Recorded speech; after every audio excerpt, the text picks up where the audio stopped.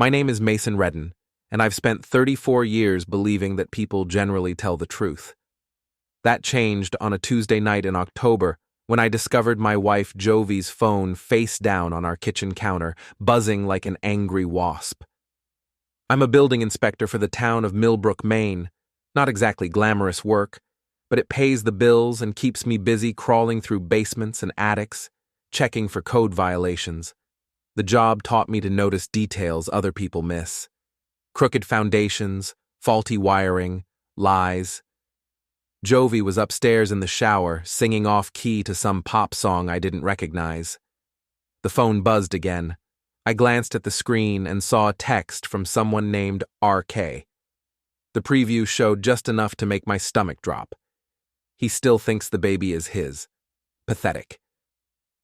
I set the phone down exactly where I found it and walked to our living room, my hands trembling slightly. The baby. Our son Tommy, now 8 months old, sleeping peacefully in his crib upstairs. The boy I'd been getting up with at 3 in the morning, changing diapers for, planning college funds for. Jovie came downstairs 20 minutes later, her blonde hair wrapped in a towel, wearing the blue robe I'd bought her last Christmas. She looked beautiful, as always. Real estate had been good to her.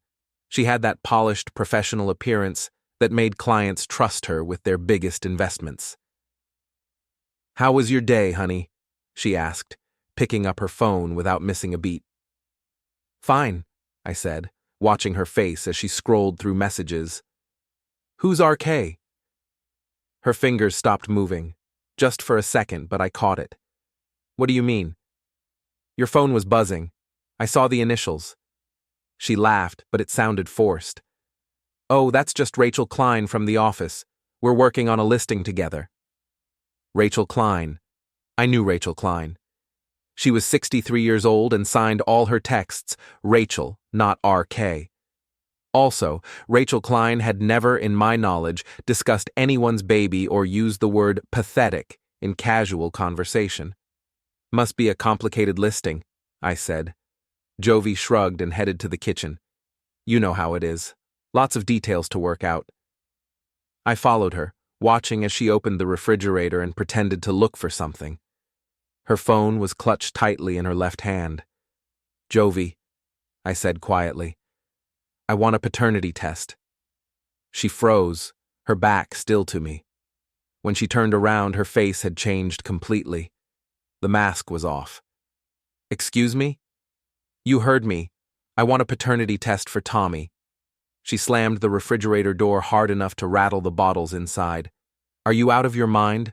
What kind of person asks for something like that?" "The kind of person whose wife gets mysterious texts about babies." "I told you that was Rachel. Stop."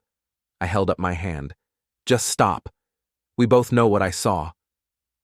Jovie crossed her arms and leaned against the counter. When she spoke again, her voice was cold and precise. "Fine. You want the truth? I don't owe you anything, Mason. Be grateful I even married you in the first place." There it was, the word that always came out when Jovie was cornered. Grateful. As if our entire relationship was some kind of charity she'd extended to a pathetic loser who should count his lucky stars. "So that's a no on the paternity test?" "That's a go to therapy and figure out why you're so paranoid on the paternity test." I nodded slowly. "All right. We'll see about that." Something in my tone must have gotten through to her, because her expression shifted slightly. Less defiant, more uncertain. "What's that supposed to mean?" "It means I'm going to bed. We can talk more tomorrow." I walked upstairs, leaving her standing in the kitchen. From our bedroom, I could hear her making a phone call, her voice low and urgent. I couldn't make out the words, but I didn't need to. I already knew everything I needed to know. The next morning, I called my cousin Cleo from my office at the town hall.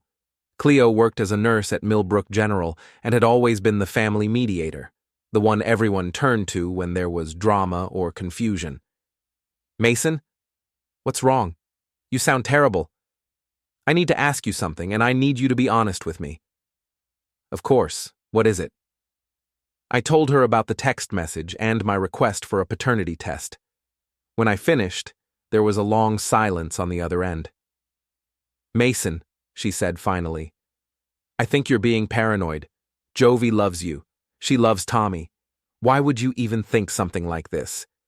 "Because I saw the message, Cleo, with my own eyes. Maybe you misunderstood. Maybe it was about someone else's baby. Maybe my wife is having an affair and I'm not the father of my son." Another silence. "Look," Cleo said, "even if you're right about this, which I don't think you are, demanding a paternity test isn't going to solve anything. It's just going to make you look crazy and paranoid. So, you think I should just pretend I never saw anything? I think you should talk to Jovie like a rational adult instead of making accusations." After I hung up, I sat in my office chair and stared out the window at Main Street. Millbrook was the kind of town where everyone knew everyone else's business, where secrets had a half-life of about 48 hours. If Jovie was having an affair, other people probably already knew about it. I spent the rest of the day thinking about RK and running through everyone I knew with those initials. By 5 o'clock, I had a pretty good idea who it was. Rowan Carrick owned the auto shop on the edge of town, Carrick's Custom Motors. He was about my age, maybe a little older, with the kind of build that came from lifting heavy things all day. I'd taken my truck there a few times for oil changes and minor repairs. He'd always seemed friendly enough, though there was something about the way he looked at women that made me uncomfortable. Before we dive deeper into this story, I have one small request. Please subscribe, drop a like, comment, and hit that hype button to boost this channel so more people can discover these incredible Reddit stories. That evening, I drove past the shop on my way home. Rowan's black pickup was parked out front, along with a silver sedan I recognized as Jovie's. I pulled into the gas station across the street and waited. 20 minutes later, Jovie came out of the shop, followed by Rowan. They stood close together by her car, talking. Too close for a conversation about brake pads or tire rotations. When Rowan leaned down and kissed her, I felt something cold and sharp settle in my chest. Not surprise, exactly. More like confirmation of something I'd already known but hadn't wanted to admit. I drove home and found Jovie in the kitchen, making dinner like nothing had happened. "How was work?" I asked. "Busy. I had to stop by Carrick's on the way home. My car's been making a weird noise." "What kind of noise?" She paused, clearly not having thought this through. Like a clicking sound. When I turn."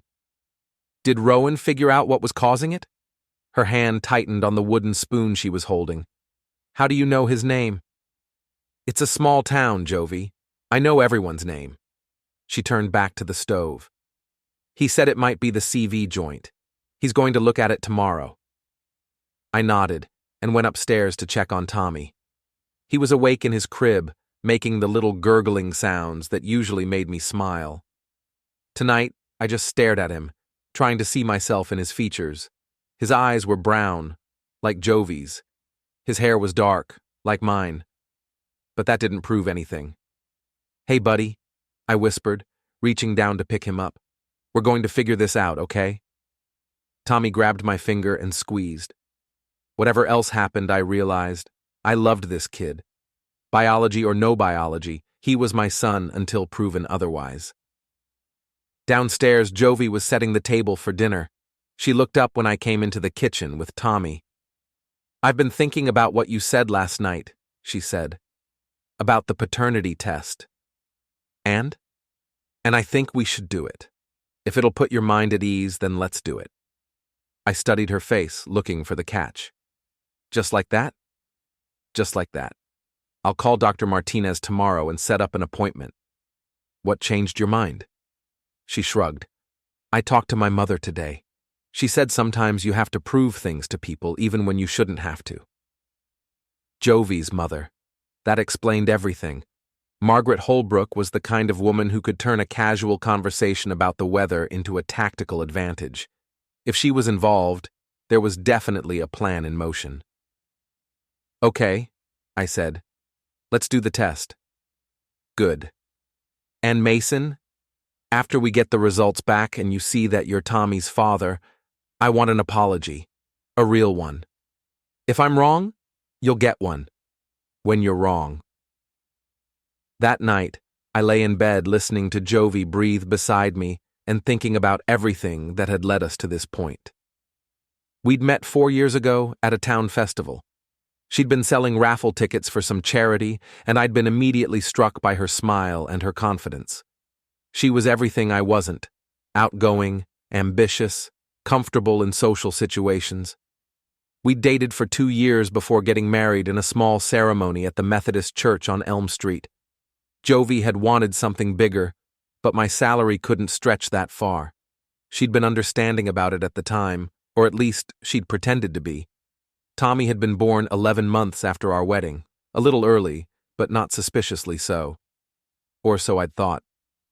Now I found myself doing math in my head, counting backwards from his birth date, trying to remember exactly when Jovie and I had been intimate around the time of conception. The memories were fuzzy, which probably wasn't a good sign. I must have drifted off eventually, because the next thing I knew my alarm was going off and Jovie was already up, getting dressed for work. "I called Dr. Martinez," she said without looking at me. "We can go in Friday afternoon for the test." That was fast. I want to get this over with. She left for work without saying goodbye. I got dressed and drove to the town hall, where I spent the morning reviewing building permits and trying to focus on anything other than paternity tests and cheating wives. Around lunchtime, I decided to take a drive past Carrick's Custom Motors. Jovie's car was there again, parked in the same spot as the day before. I pulled into the parking lot and walked into the shop. Rowan was bent over the engine of an old Ford, but he looked up when he heard the door. "Mason, right? What can I do for you?" "Just thought I'd stop by and see how my wife's car is coming along." His expression didn't change, but I caught something in his eyes. Wariness, maybe, or guilt. "Wife's car?" "Jovie Reddan, Silver Camry, CV joint problem."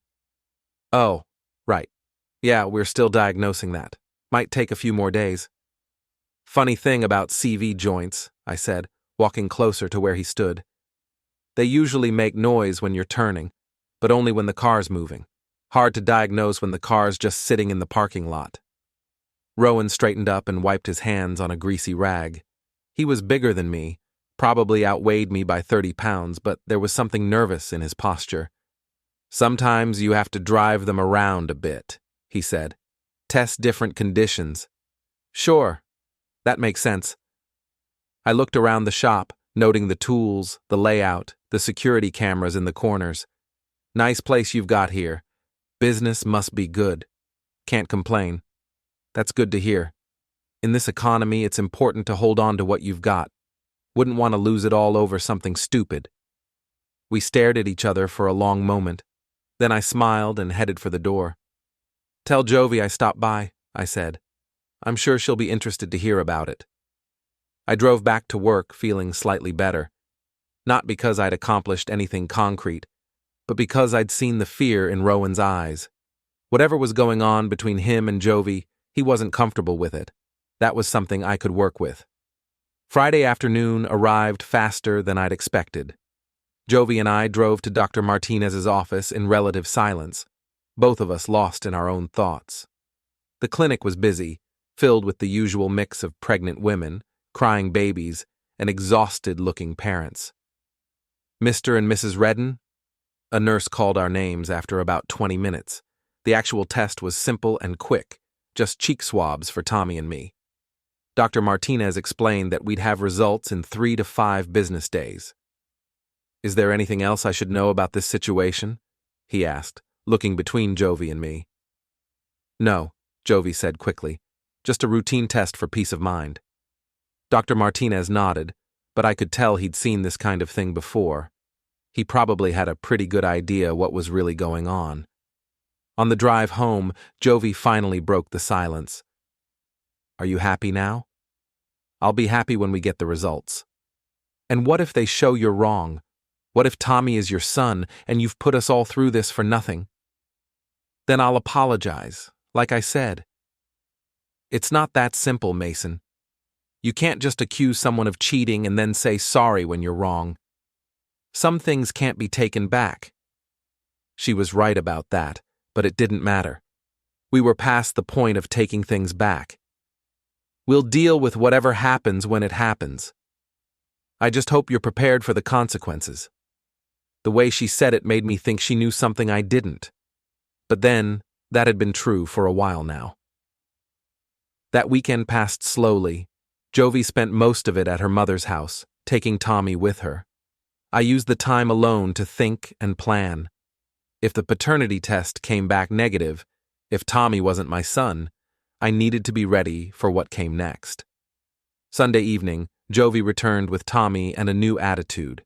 She was almost cheerful, humming while she made dinner, chatting about her day like nothing had happened. "Mom thinks we should take a vacation when this is all over," she said. "Maybe go to the coast for a long weekend, get away from all the stress." That sounds nice. She also thinks you should consider counseling, to help with the paranoia and trust issues. Does she? It's just a suggestion, but Mason, if we're going to make this marriage work, you need to deal with your insecurity. This whole situation has shown me how deep your problems really go. I looked up from my plate. My problems? The accusations, the suspicion, the way you've been acting lately. It's not normal, Mason. Healthy husbands don't demand paternity tests. Healthy wives don't cheat. Her face hardened. I'm not cheating, and the fact that you keep saying that just proves my point. We finished dinner in silence.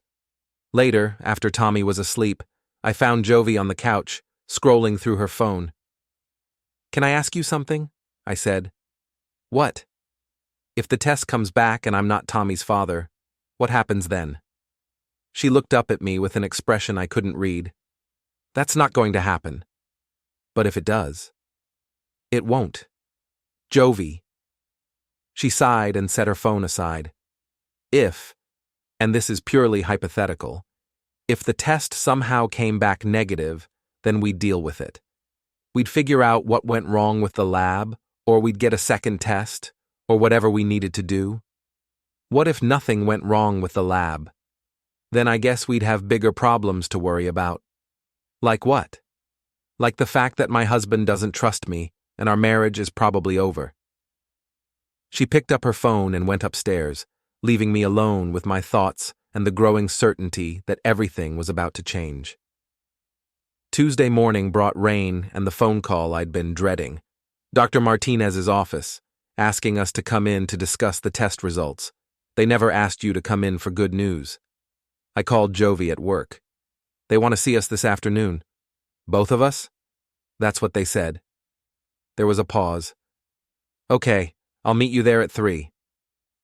I spent the rest of the morning trying to concentrate on a building inspection, but my mind kept wandering. By noon, I gave up and drove to the Blue Hour, the bar where most of the town's blue-collar workers went to drink and complain about their lives. The place was nearly empty, just me, the bartender Eddie, and 2 guys from the electric company playing pool in the back. Eddie Voss was an old friend from high school who'd become the town sheriff after a stint in the Marines. He was one of the few people I trusted completely. "Little early for you, isn't it?" he said, sliding a beer across the bar. "Taking a long lunch." Eddie studied my face. "You look like hell, Mason. What's going on?" I told him everything. The text message, the paternity test, my suspicions about Rowan Carrick. Eddie listened without interrupting, occasionally nodding or asking clarifying questions. "So, you think Jovie's been cheating with Rowan?" "I know she has. I saw them together." "And you think Tommy might be his kid?" "I think there's a good chance." Eddie leaned against the bar, considering this. "What are you going to do if the test confirms it?" "I don't know. Divorce her, I guess. Try to figure out what happens with Tommy." "And what about Rowan?" Something in his tone made me look up. "What about him?" "I'm just saying this is a small town. People talk. If word gets out that Rowan was messing around with a married woman and got her pregnant, there's going to be consequences." "What kind of consequences?" Eddie shrugged. "Social consequences. Business consequences. His shop depends on local customers, and most of those customers are family men who don't appreciate that kind of behavior. I hadn't thought about that angle, but Eddie was right. Millbrook was the kind of place where reputation mattered. If Rowan became known as the guy who broke up marriages, his business would suffer. That's assuming the test comes back the way I think it will. Yeah, assuming that. I finished my beer and headed to the clinic. Jovie was already there, sitting in the waiting room with her purse clutched tightly in her lap. She looked nervous for the first time since this whole thing started. Dr. Martinez called us into his office and gestured for us to sit down. He had a file folder on his desk, but he didn't open it immediately. I want to start by saying that these situations are always difficult, he began. Whatever the results show, there are resources available to help you work through this. Just tell us, I said. He opened the folder and looked at the papers inside. The test shows that Mason is not Tommy's biological father. The words hung in the air like smoke. I felt something inside me collapse, even though I'd been expecting this outcome. Jovie made a small sound, not quite a gasp, not quite a sob. When I looked at her, her face was pale and her hands were shaking. There must be a mistake, she said. That's impossible. I understand this is shocking news, Dr. Martinez said gently. But these tests are very accurate. We can run it again if you'd like, but I'm confident in these results. Yes, Jovie said quickly. Run it again. There's obviously been some kind of error. I stood up. No, we're not running it again. Mason, we're done here. I looked at Dr. Martinez. Thank you for your time. I walked out of the office and through the waiting room, not looking back to see if Jovie was following me. Outside, the rain had stopped, but the sky was still gray and threatening. Jovie caught up with me in the parking lot. Where are you going? Home. To pack. You can't just leave. We need to talk about this. I turned to face her. Talk about what? About how you've been lying to me for almost a year? About how you let me believe Tommy was my son while you were screwing around with Rowan Carrick? Her face went white. How do you... I know everything, Jovie. I've known for days. The only question was whether you were going to keep lying about it. It's not what you think. Really? What is it then? She looked around the parking lot as if checking to see who might be listening. Can we please go somewhere private to discuss this? No, we can discuss it right here, or you can save your breath. Fine. She straightened up, and I saw some of her usual defiance returning. Yes, I had an affair with Rowan. Yes, Tommy is his son, but it's more complicated than you think. How is it complicated? I never meant for it to happen. Rowan and we have history. We dated in high school, before I met you. When I started having problems with my car last year, I went to his shop and old feelings came up. So you decided to cheat on your husband. I made a mistake. One mistake, one night, and I got pregnant. One night? She hesitated. A few nights. But it was never serious. It was just physical. And you decided to let me think the baby was mine. I thought he might be yours. The timing was close. But you knew there was a chance he wasn't. Yes. And you didn't think I had a right to know that? I thought it was better for everyone if we just moved forward as a family. I stared at her, amazed by her ability to rationalize betrayal. Better for everyone, or better for you? What's that supposed to mean? It means you got to have your affair and your stable marriage at the same time. You got to keep me around to raise another man's child while you figured out what you really wanted. That's exactly what happened. I started walking toward my truck. I'm going home to get my things. I'd appreciate it if you weren't there when I arrived. Mason, wait. Please, we can work this out. I stopped and turned back to her one more time. No, Jovie, we can't. This isn't something you work out. This is something you live with. I drove home in a kind of numb shock, my mind racing, but my emotions strangely flat. The house felt different when I walked in, smaller somehow, and full of memories that now seemed tainted. I went upstairs and pulled a suitcase from the closet. As I packed, I found myself looking around the bedroom, noting all the little details I'd never paid attention to before. The way Jovie kept her jewelry box locked, the way she always took her phone into the bathroom when she showered, the way she'd started working late more often over the past year, signs I'd missed or ignored. I was folding shirts into the suitcase when I heard a car in the driveway. Through the bedroom window, I saw Cleo's blue Honda pulling up behind my truck. A few minutes later, she knocked on the front door and let herself in. "Mason, are you here?" "Upstairs." She climbed the stairs and appeared in the bedroom doorway, taking in the suitcase and the scattered clothes. "Jovie called me," she said. "She told me about the test results." "Did she tell you about Rowan Carrick too?" Cleo's face fell. She mentioned that there had been complications. Complications. That's one way to put it. "Mason, I'm so sorry. I had no idea." "Nobody did. Jovie's good at keeping secrets." Cleo sat down on the edge of the bed. "What are you going to do?" "I'm going to file for divorce. I'm going to find an apartment. I'm going to figure out how to start over at 34. "What about Tommy?" That was the question I'd been avoiding. "Tommy's not my son." "But you love him." "That doesn't matter now." "Of course it matters. You've been his father for 8 months. You can't just walk away from that." I stopped packing and looked at her. "He's not mine, Cleo. His real father is Rowan Carrick. Let Rowan figure out how to be a parent." "You don't mean that." Maybe I didn't, but it was easier to pretend I did than to think about what I was really losing. "Look," Cleo said, "I know you're angry. You have every right to be angry. But don't make decisions you'll regret later. The only decision I regret is trusting my wife. Mason, I need you to leave now. I have things to do." Cleo stood up slowly. "If you need anything, I'll be fine."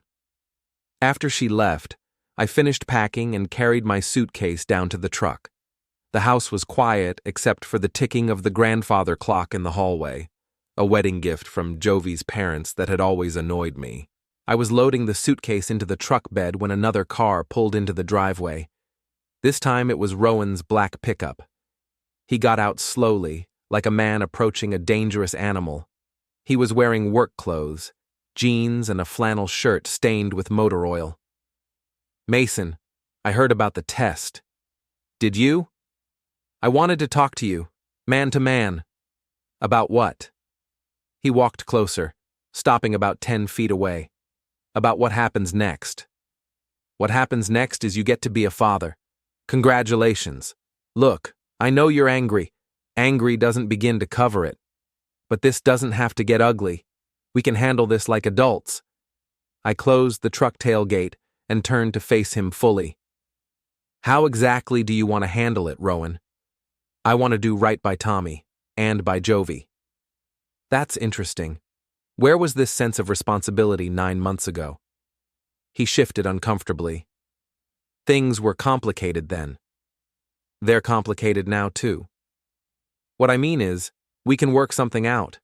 Some kind of arrangement where everyone's needs are met." "What kind of arrangement?" "I don't know yet, but I'm willing to discuss options." I studied his face, trying to figure out what he was really after. "You want to keep this quiet?" "I want to do what's best for the kid." "No, you want to protect your reputation. You're worried about what happens when word gets out that you got a married woman pregnant." His jaw tightened. "That's not what this is about." "Sure it is. You're scared that your business is going to suffer when people find out what kind of man you really are." "I'm trying to be reasonable here, Mason." "Reasonable would have been keeping your hands off my wife." We stared at each other for a long moment. Then Rowan shook his head and turned back toward his truck. "If you change your mind about talking," he said over his shoulder, "you know where to find me." After he left, I sat in my truck for a while, thinking about what he'd said. Some kind of arrangement where everyone's needs are met. What he really meant was an arrangement where his needs were met. where he could continue his relationship with Jovie without facing the social consequences of his actions. That wasn't going to happen. I drove to the Millbrook Inn, a small motel on the outskirts of town that catered mostly to traveling salesmen and the occasional tourist. The desk clerk, a woman in her 60s with kind eyes, didn't ask questions when I requested a room for an indefinite period. "Weekly rates are better than daily," she said. "If you're planning to stay more than a few days, I'll probably be here for a while." She handed me a key attached to a plastic tag shaped like a pine tree. "Room 12. It's quiet, and there's a coffee maker." The room was small but clean, with a double bed, a dresser, and a chair by the window that looked out over the parking lot. I unpacked my clothes and hung them in the narrow closet, trying to make the space feel less temporary. Around 7 o'clock, I drove to the Blue Hour for dinner.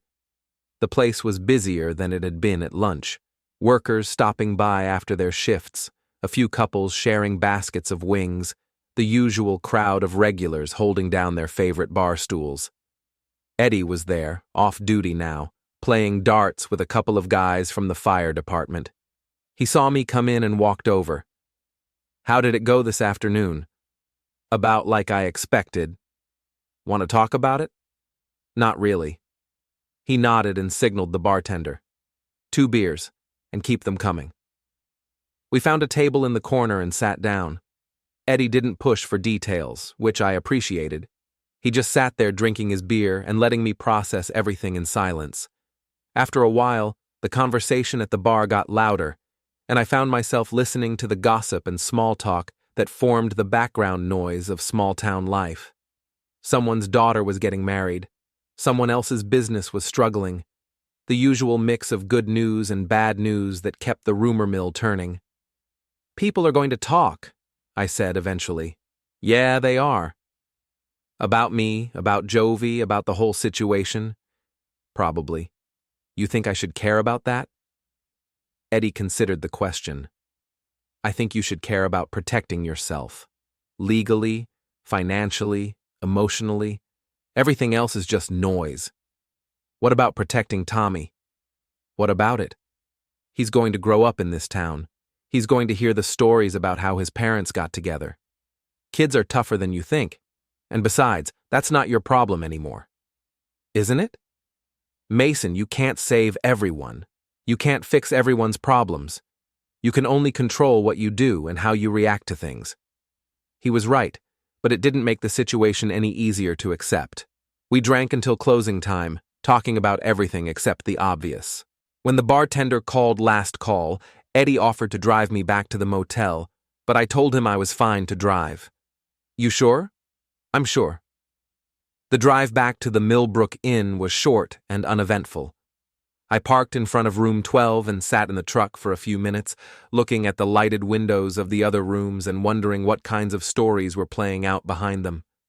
Inside, I lay on the narrow bed and stared at the ceiling, listening to the sounds of traffic on the highway and thinking about everything that had changed in the space of a few hours.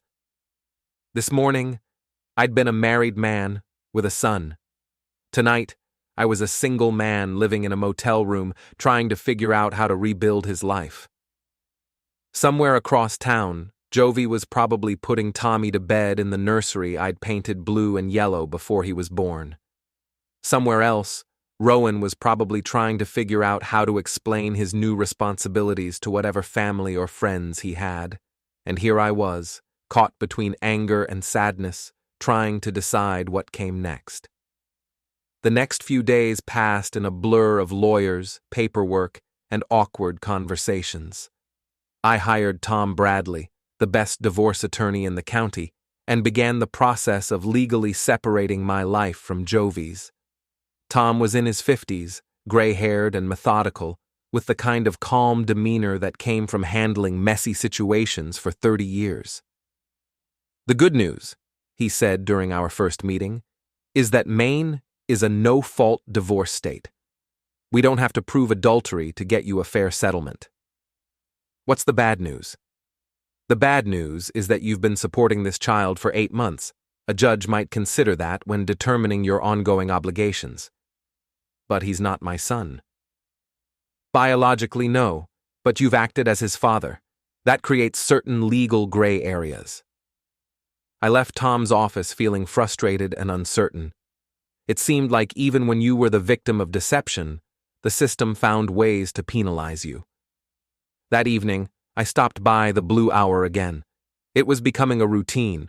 Work, lawyer meetings, dinner and drinks at the bar, back to the motel room to stare at the ceiling and think about how everything had gone wrong. The place was busy, filled with the usual mix of locals and the occasional out-of-town visitor. I found an empty stool at the bar and ordered a burger and a beer. Mason Reddan, right? I turned to see a woman in her 40s with short brown hair and intelligent eyes. She looked familiar, but I couldn't place her immediately. I'm sorry. Do we know each other? Linda Morrison. I work at the bank. I handled your mortgage application a couple years ago. Right. Nice to see you again. She gestured to the empty stool next to me. Mind if I sit? It's crowded tonight. Sure. Linda ordered a glass of wine and settled in beside me. I heard about you and Jovie. I'm sorry. Word was getting around, apparently. Thanks. For what it's worth, I never liked her much. Too ambitious, if you know what I mean. I didn't respond, but Linda seemed to take my silence as encouragement. I mean, she was always very professional when she came into the bank, but there was something about her attitude, like she thought she was better than the rest of us. Linda.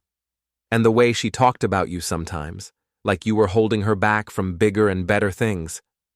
That got my attention. She talked about me at the bank? Well, not officially. But you know how it is when people are waiting for loan approvals or account transfers. They make small talk, and Jovie's small talk usually involved complaining about how limited her options were in a small town. What kind of options? Linda shrugged. Career options, social options. She made it pretty clear that she'd married beneath her station. I absorbed this information while finishing my burger. It wasn't exactly surprising.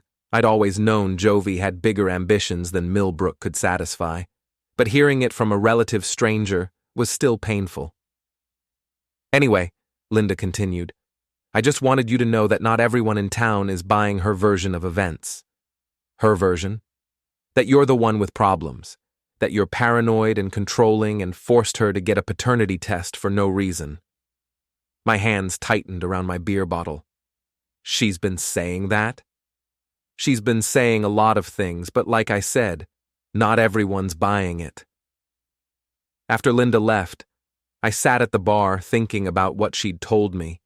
Jovie was already working on damage control, spinning the story to make herself look like the victim.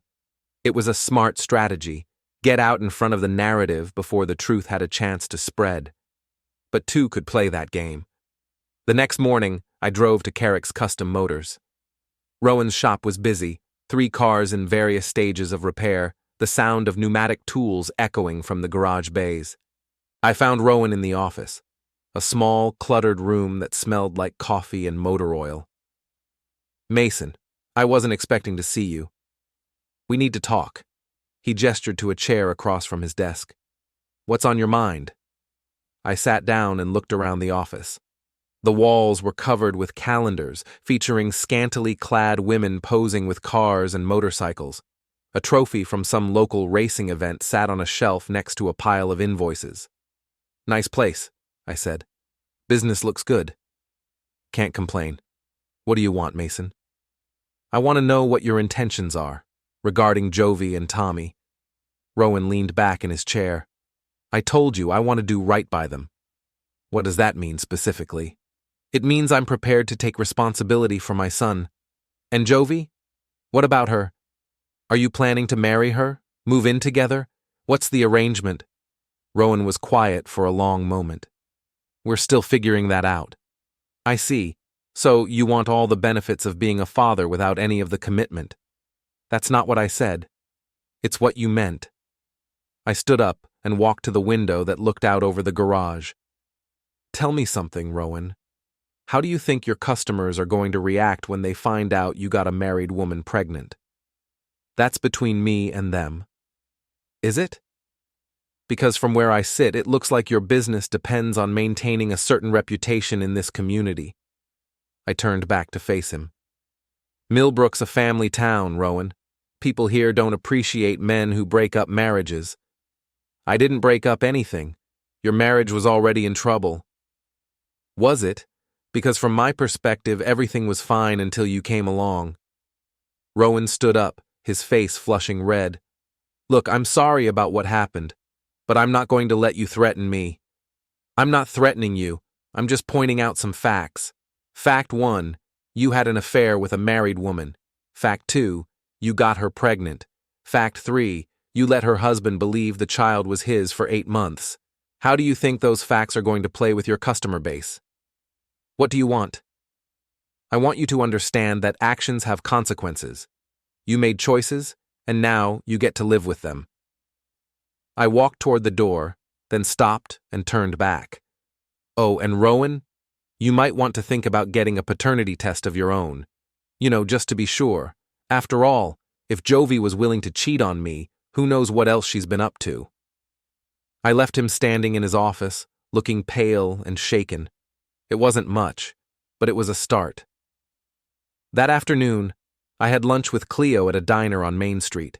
She'd been calling me every day since the test results came back, trying to convince me to reconsider my decision to cut ties with Tommy. He needs you, Mason. You're the only father he's ever known.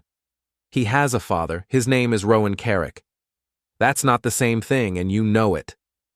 Cleo was right, but admitting it would have meant acknowledging feelings I wasn't ready to deal with. Look, she said, I understand why you're angry at Jovie. I even understand why you're angry at Rowan, but Tommy didn't do anything wrong. I never said he did. Then why are you punishing him? I'm not punishing him. I'm protecting myself.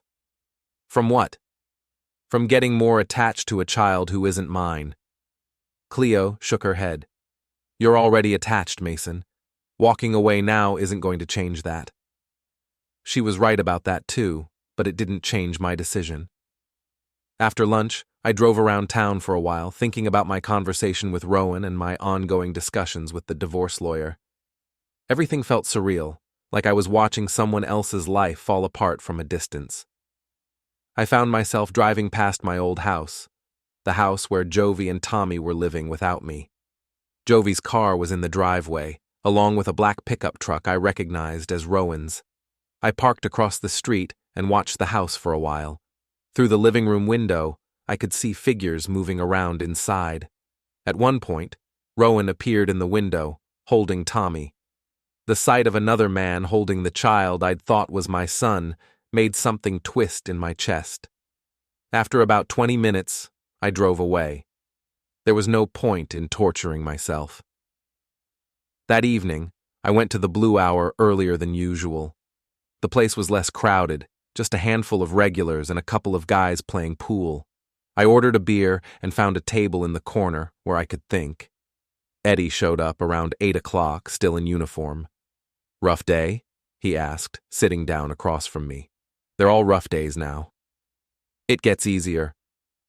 Does it? Eventually. Not quickly, but eventually. We sat in comfortable silence for a while, watching the other customers come and go. The Blue Hour was the kind of place where everyone knew everyone else's business, but people generally minded their own affairs unless directly asked for advice. I saw Rowan earlier today, I said eventually. Yeah? How did that go? About like you'd expect. He wants to do the right thing, but he doesn't want to face any consequences. What kind of consequences are you thinking about? The social kind, the business kind, the kind that come from people finding out what he really is. Eddie nodded slowly.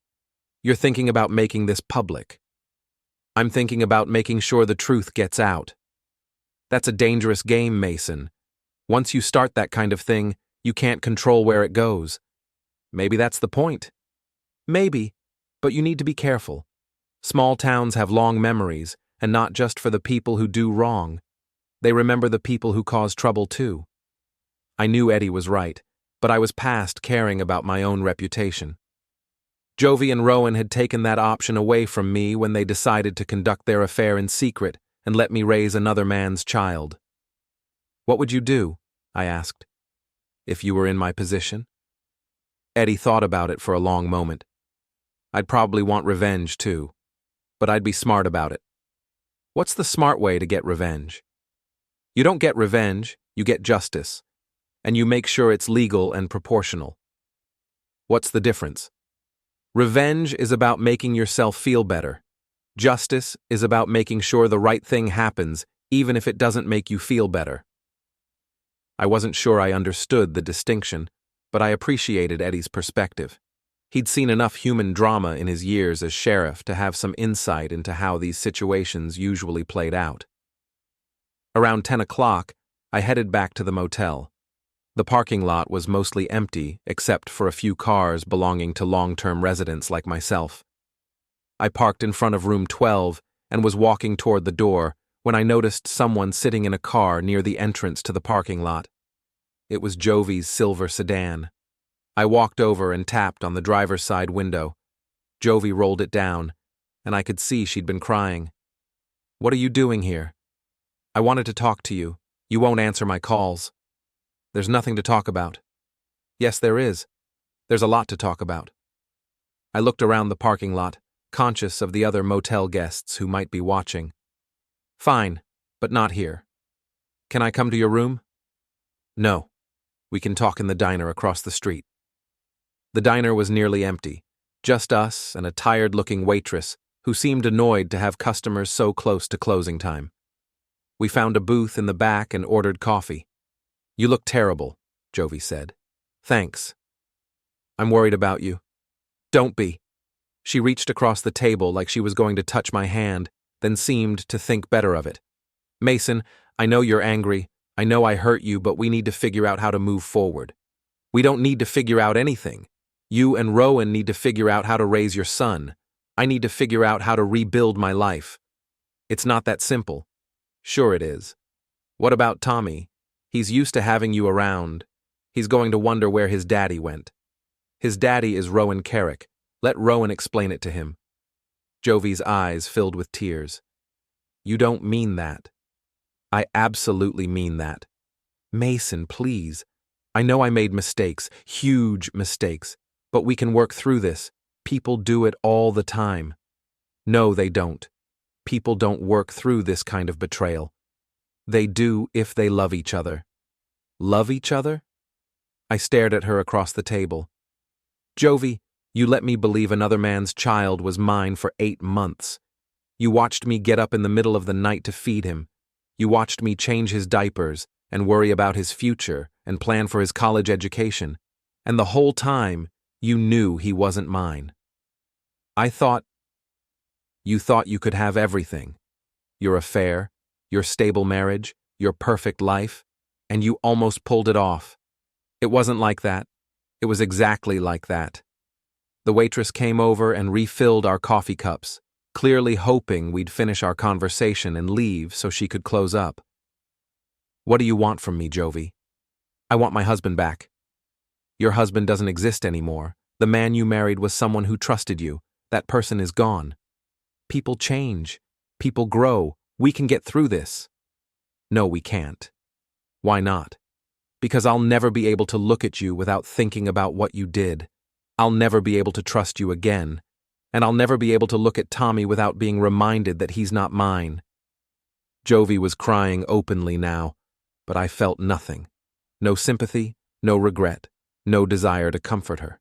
Whatever capacity I'd had for those feelings had been burned out of me. "I'm filing for divorce," I said. "Tom Bradley is handling it. You should get your own lawyer." "Mason, we're done here." I left money on the table for the coffee and walked out of the diner. Behind me, I could hear Jovie crying, but I didn't look back. Back in my motel room, I lay on the bed and thought about what she'd said. Part of me, a small part, wondered if she was right. Maybe people could work through anything if they tried hard enough. Maybe love was supposed to conquer all. But the larger part of me, the part that had been growing stronger every day since I'd seen that text message, knew better. Some betrayals were too deep to forgive. Some trust, once broken, could never be repaired. Jovie had made her choice when she started her affair with Rowan. Now I was making mine. Word spread quickly in a town like Millbrook. By the end of the week, it seemed like everyone knew about the paternity test and its results. I could see it in the way people looked at me, some with sympathy, others with curiosity, a few with the kind of morbid fascination that comes from watching someone else's life implode. The reactions to Jovie and Rowan were more varied. Jovie still had her defenders, mostly other women who seemed to view the situation as a cautionary tale about marriages that don't meet women's needs. But Rowan was finding himself increasingly isolated. I heard about it from Eddie, who heard about it from his wife, who heard about it from her sister, who worked at the grocery store where Rowan did his shopping. Apparently he came in yesterday, and half the customers just stopped talking when they saw him, Eddie told me over lunch at the diner. Made for a pretty uncomfortable shopping experience. Good. Linda Morrison was telling people at the bank that she's thinking about taking her car somewhere else for service. Also good. Mason, you need to be careful here. This kind of social pressure can make people do unpredictable things. What kind of unpredictable things? Desperate things. Stupid things. Things that might put you in danger. I hadn't considered that possibility, but Eddie had a point. Rowan was watching his reputation and his business suffer because of his relationship with Jovie. That kind of pressure could make a man lash out. You think he'd try something? I think he's scared and embarrassed and probably not thinking clearly. That's a dangerous combination. That afternoon, I decided to test Eddie's theory. I drove past Carrick's Custom Motors and saw that the parking lot was nearly empty, unusual for a Friday afternoon. Through the windows of the garage, I could see Rowan working alone on a car, his usual employees apparently absent. I parked across the street and watched for a while. In the 30 minutes I sat there, only one customer came by, an elderly man who looked around uncertainly before getting back in his car and driving away without going inside. The social pressure was working faster than I'd expected. That evening, I was having dinner at the Blue Hour when Cleo showed up, looking agitated and determined. "We need to talk," she said, sliding into the booth across from me. "About what?" "About what you're doing to Rowan." "I'm not doing anything to Rowan." "Don't play dumb with me, Mason. You've been spreading the story all over town." "I've been telling the truth. There's a difference." "The truth doesn't need to be told to every person you meet." I set down my fork and looked at her. "Whose side are you on here, Cleo?" "I'm on the side of not destroying people's lives over mistakes." "Mistakes? Is that what we're calling it now?" "You know what I mean." "No, I don't think I do. Explain it to me." Cleo sighed and rubbed her temples. "Look, what Jovie and Rowan did was wrong. I'm not defending that, but you're taking this too far." "How am I taking it too far?" "Rowan's business is failing. He had to lay off 2 employees this week. His reputation in this town is ruined." "Good. Actions have consequences." "What about his family? What about the people who work for him? They didn't do anything wrong." "Neither did I." "So you're going to destroy innocent people to get back at Rowan?" I thought about that for a moment. "I'm not destroying anyone. I'm just making sure people know the truth about what happened." "And what happens when you've gotten your revenge?" "What then?" "Then I move on with my life." "Do you really think it's going to be that simple?" Honestly, I didn't know, but I was committed to the path I'd chosen. "Cleo, I appreciate your concern, but this isn't your business. You're my family. That makes it my business. Jovie was your family too, and that didn't stop her from lying to me for 8 months. That's different." "How?" "Because she made a mistake in the heat of the moment. You're making a calculated decision to ruin people's lives. She made a series of mistakes over a period of months, and then she made a calculated decision to let me raise another man's child." Cleo shook her head. "I can't talk to you when you're like this." Like what? Like someone I don't recognize. She left without saying goodbye, leaving me alone with my dinner and my thoughts. I understood her position. Cleo had always been the family peacemaker, the one who tried to smooth over conflicts and find middle ground. But some conflicts couldn't be smoothed over. The next morning, I woke up to find a note slipped under my motel room door. It was written on lined paper in block letters, "Leave Rowan alone or you'll be sorry." I showed the note to Eddie when he stopped by the Blue Hour that evening. "Probably just someone trying to scare you," he said, but I could tell he was concerned. "You think it's from Rowan?" "Could be. Could be from one of his friends. Could be from someone who just doesn't like the way this situation is playing out." "What should I do?" "Keep it. Document everything and be careful." "Careful how?" "Watch your back. Vary your routines. Don't go places alone if you can help it." The idea that I might be in physical danger hadn't really occurred to me before, but the note made it real. I was no longer just dealing with a cheating wife and her lover. I was dealing with people who felt cornered and desperate. That Sunday, I decided to attend church for the first time in months. The Methodist church on Elm Street was where Jovie and I had been married, where we'd planned to have Tommy baptized before everything fell apart. The sanctuary was about half full, filled with the usual mix of families and elderly parishioners. I found a seat in the back and tried to focus on the service, but I kept noticing the way people looked at me, some with sympathy, others with curiosity, a few with what looked like disapproval. After the service, I was walking toward the parking lot when Margaret Holbrook, Jovie's mother, intercepted me. "Mason, I was hoping I'd see you here." Margaret was in her early 60s, with silver hair and the kind of sharp intelligence that had made her successful in business before she retired. She'd never particularly liked me, though she'd been polite enough during the marriage. "Mrs. Holbrook, I think we need to have a conversation." "About what?" "About this vendetta you're pursuing against my daughter and Rowan." "It's not a vendetta. It's just the truth." "The truth can be told in different ways, Mason. You're choosing to tell it in the most damaging way possible." "Should I be telling it in a way that protects Jovie's reputation?" "You should be telling it in a way that considers the welfare of everyone involved, including Tommy. Tommy's welfare isn't my responsibility anymore." Margaret's expression hardened. "That child has known you as his father for 8 months. You can't just walk away from that." "Watch me. I always knew you were selfish, but I didn't think you were cruel." "Cruel would be staying in a marriage built on lies and raising that child to resent me for it later.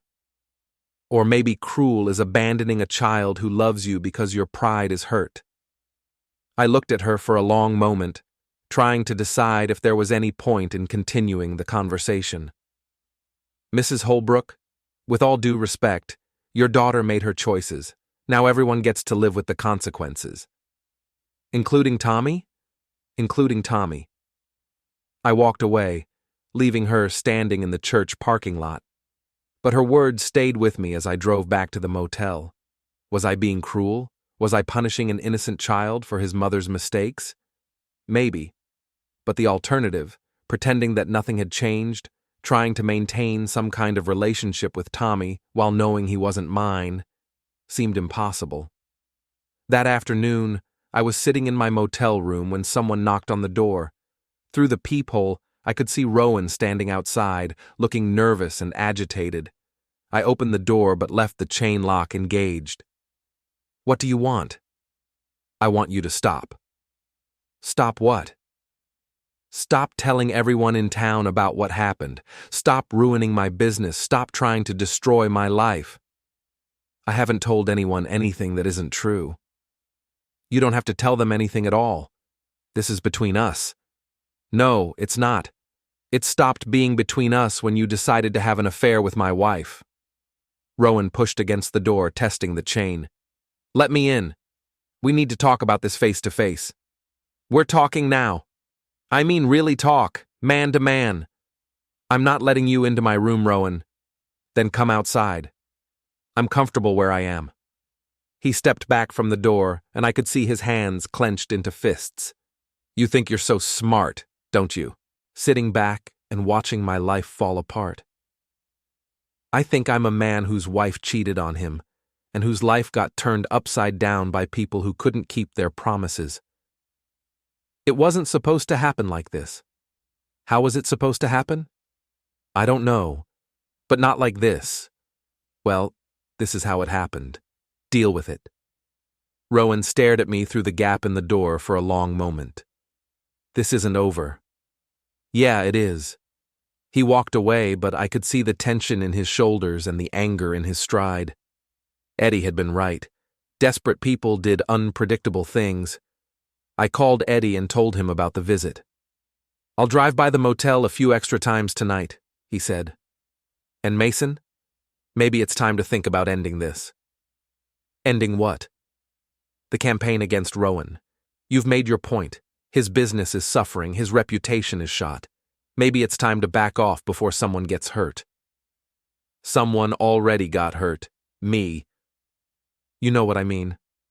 I know exactly what you mean, and I'm not backing off.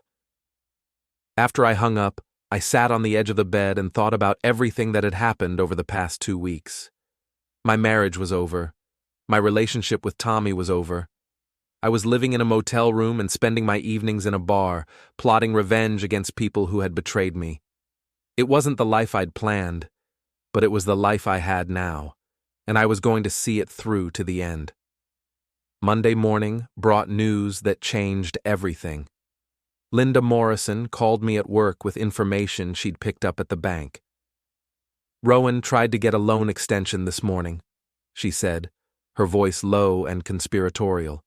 His business account is overdrawn, and he's behind on his mortgage payments. How far behind? 3 months. The bank is starting foreclosure proceedings. I felt a surge of satisfaction mixed with something that might have been guilt. Rowan's financial collapse was happening faster than I'd expected. There's something else, Linda continued. Jovie was with him. They're apparently trying to pool their resources, maybe move in together to save money. Interesting. Mason, I probably shouldn't be telling you this, but I thought you should know. They're desperate, and desperate people do crazy things. After I hung up, I sat in my office thinking about what Linda had told me. Rowan and Jovie were being forced together by circumstances, not choice. That kind of pressure could either strengthen their relationship or destroy it completely. I was betting on destruction. That evening, I drove past my old house and saw both Rowan's truck and Jovie's car in the driveway. Through the living room window, I could see them sitting on the couch, apparently having an intense conversation. Even from a distance, I could tell it wasn't a pleasant one. I parked down the street and watched for about an hour. At one point, Rowan stood up and started pacing around the room, gesturing angrily.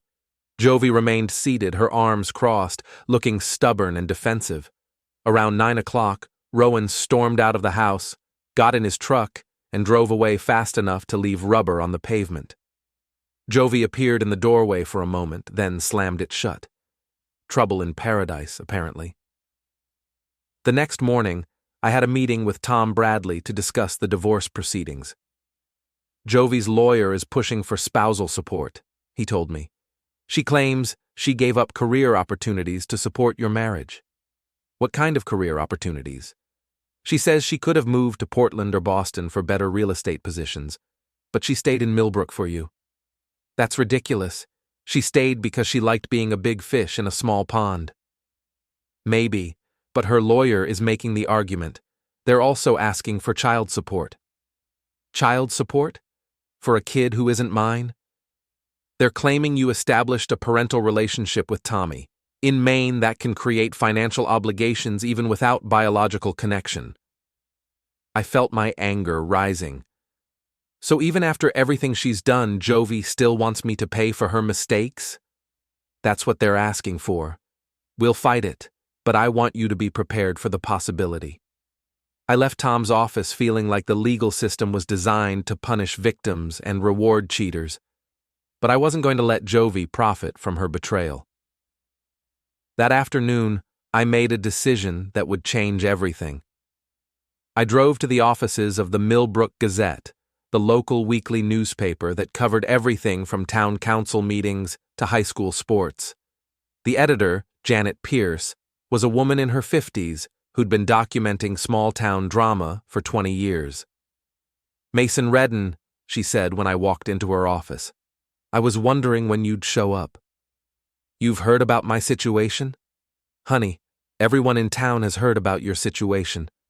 The question is whether you want to make it official." "What do you mean?" "I mean, do you want to tell your story for the record? Get your version of events into print before someone else tells it for you?"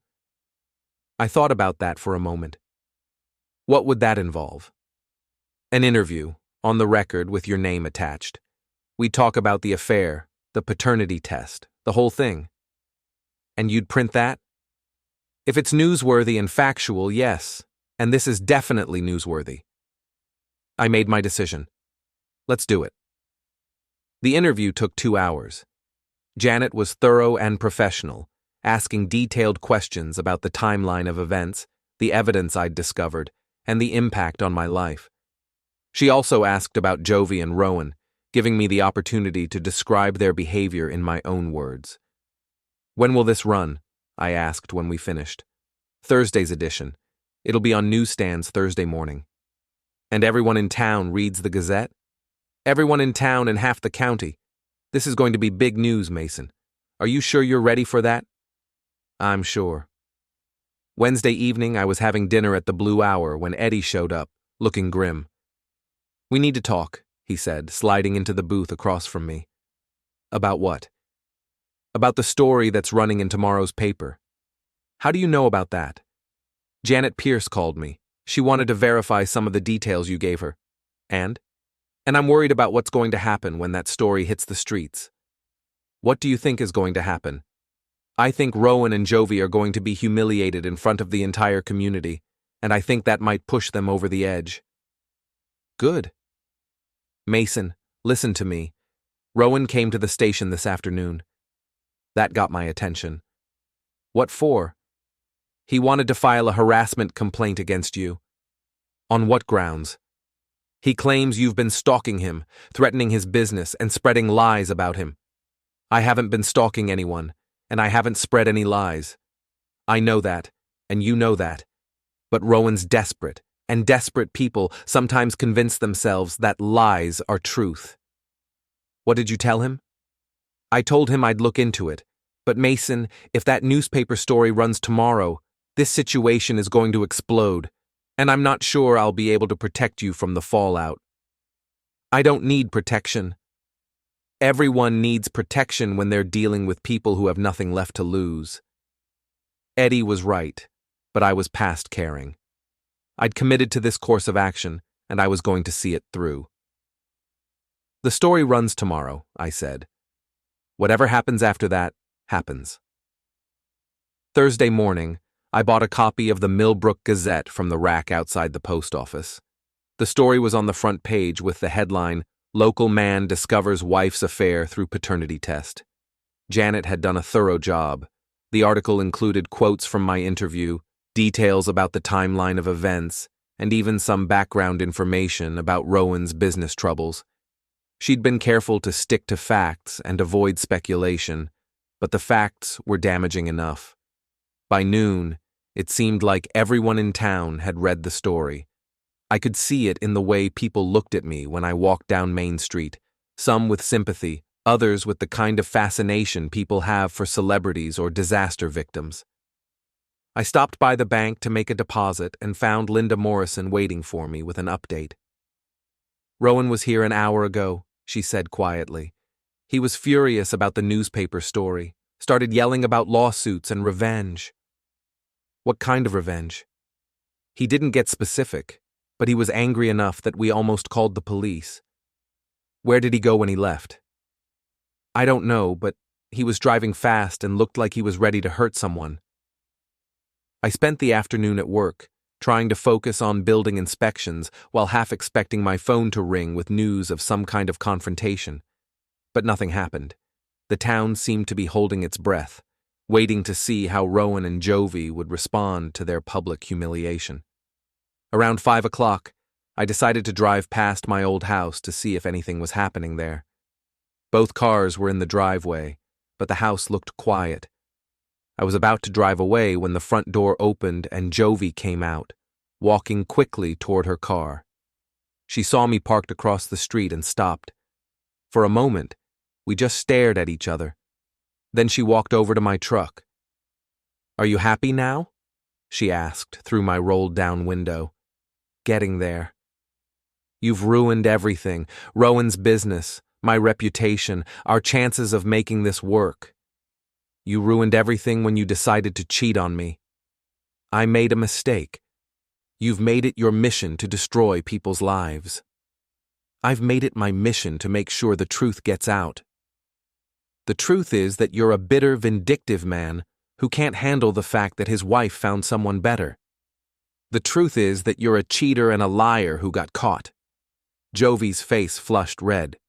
"You think you've won, don't you? You think you've gotten your revenge." "I think I've gotten justice." "Well, enjoy it while you can, because this isn't over." She walked back to her car and drove away, leaving me sitting in my truck wondering what she meant by, "This isn't over." I found out that evening.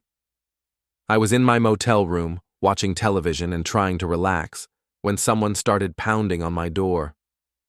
Through the peephole, I could see Rowan standing outside, and he looked furious. "Open the door, Mason!" "Go away, Rowan." "Open the door, or I'll break it down."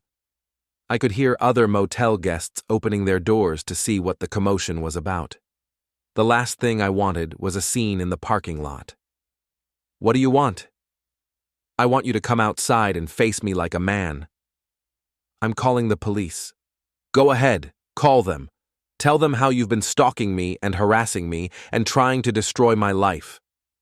I picked up my phone and dialed Eddie's number. He answered on the second ring. "Mason, what's wrong?" "Rowan's outside my motel room. He's threatening to break down the door." "I'm on my way. Don't open the door and don't go outside." I wasn't planning on it. The pounding on the door continued for another few minutes, then stopped. Through the peephole, I could see Rowan walking back toward his truck. But instead of leaving, he opened the tailgate and pulled out a baseball bat. "Mason!" he yelled. "You want to play games? Let's play games." He walked over to my truck and smashed the driver's side window with the bat. Then he moved to the passenger side and smashed that window too. Other motel guests were coming outside now, some of them with phones in their hands, probably calling the police. Rowan didn't seem to care. He was focused on destroying my truck with methodical, angry precision. By the time Eddie arrived with backup, Rowan had smashed all the windows and put several dents in the body of the truck. He was standing in the parking lot, still holding the bat, breathing hard and looking around like he was trying to decide what to destroy next. "Drop the bat, Rowan," Eddie said, getting out of his patrol car with his hand on his weapon. "This son of a dog ruined my life," Rowan yelled, pointing the bat at my motel room door. "Drop the bat now!" Rowan looked at the bat in his hands like he was surprised to find it there. Then he dropped it and put his hands up. "He ruined everything," he said as Eddie handcuffed him. "My business, my reputation, everything." "You can tell me about it at the station," Eddie said, leading him toward the patrol car. As they drove away, I came out of my motel room to survey the damage to my truck. Every window was broken, and the body was covered with dents and scratches. It would probably cost more to fix than the truck was worth. But as I stood there looking at the damage, I realized I didn't care. Rowan's attack on my truck was proof that my strategy had worked. He was broken, desperate, and out of control. His life was falling apart, and everyone in town had seen him lose his mind in a motel parking lot. The next morning, I drove my damaged truck to the courthouse and filed a restraining order against Rowan. Then, I drove to Tom Bradley's office to discuss how the assault might affect the divorce proceedings. "This actually helps our case," Tom said. "It shows that you're the victim here, not the aggressor." "What about Jovie's claims for spousal support and child support?" I think we can argue that her association with someone who committed assault against you should disqualify her from any financial support. Good. Mason, I have to ask, are you satisfied now? You've gotten your revenge against both of them. I thought about that question. Was I satisfied? Rowan was facing criminal charges and financial ruin. Jovie was publicly humiliated and associated with a man who'd committed assault. Their relationship was probably destroyed by the pressure I'd put on them. Yeah, I said. I think I am. That afternoon, I got a call from Cleo. I heard about what happened last night, she said. Are you okay? I'm fine. Mason, this has gone too far. Someone could have been seriously hurt. Someone was seriously hurt. Me, 8 months ago. That's not what I mean, and you know it. Cleo, Rowan made his choice when he attacked my truck. That's on him, not me. You pushed him to that point. I told the truth about what he did.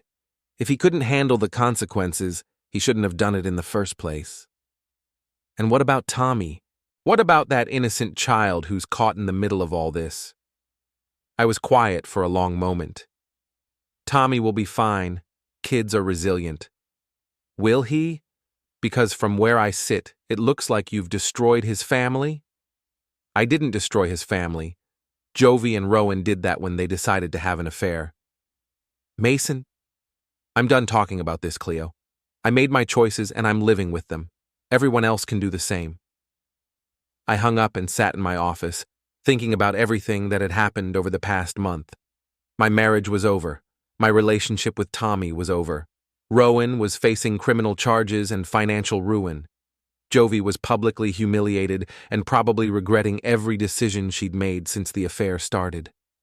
And I was alone in a motel room, trying to figure out how to rebuild my life from scratch. But for the first time since I'd seen that text message on Jovie's phone, I felt like I could breathe again.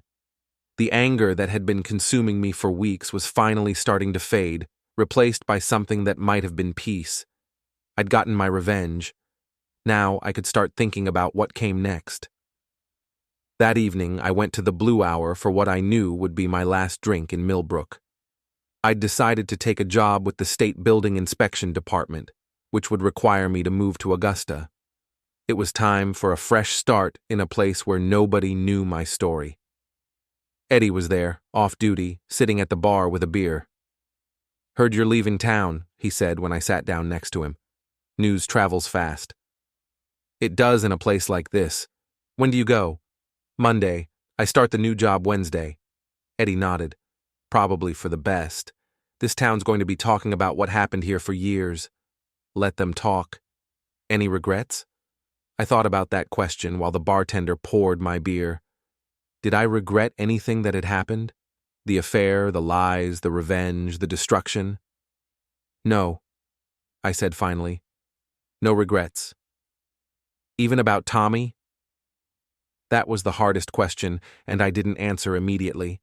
Tommy was an innocent victim in all of this, a child who would grow up without the man he'd known as his father for the first 8 months of his life. Tommy will be better off without me, I said eventually. He'll have his real father now. Will he? Because from what I hear, Rowan's not exactly father material. That's not my problem anymore. Eddie finished his beer and stood up. Take care of yourself, Mason, and maybe think about getting some counseling when you get to Augusta. This kind of thing leaves scars. After Eddie left, I sat at the bar for another hour, nursing my beer and thinking about everything that had brought me to this point. A month ago, I'd been a married man with what I thought was a happy family. Tonight, I was a single man preparing to start over in a new city, leaving behind a trail of destroyed relationships and ruined lives. But I wasn't sorry. Jovie and Rowan had made their choices, and I'd made mine. They'd chosen deception and betrayal. I'd chosen truth and consequences. As I walked out of the Blue Hour for the last time, I felt something I hadn't felt in weeks. Hope. Not for reconciliation or forgiveness, but for the possibility of building something new from the wreckage of my old life. I drove back to the motel through the quiet streets of Millbrook, past the house where I'd lived with Jovie and Tommy, past Rowan's damaged auto shop, past all the places where my old life had played out. Tomorrow, I would start packing. Monday, I would leave this town forever, and eventually, maybe I would stop thinking about what had happened here. But tonight, I was satisfied with the knowledge that justice had been served, that the truth had been told, and that the people who had betrayed me were living with the consequences of their actions. It wasn't the ending I'd planned for my life, but it was the ending I'd chosen, and that made all the difference.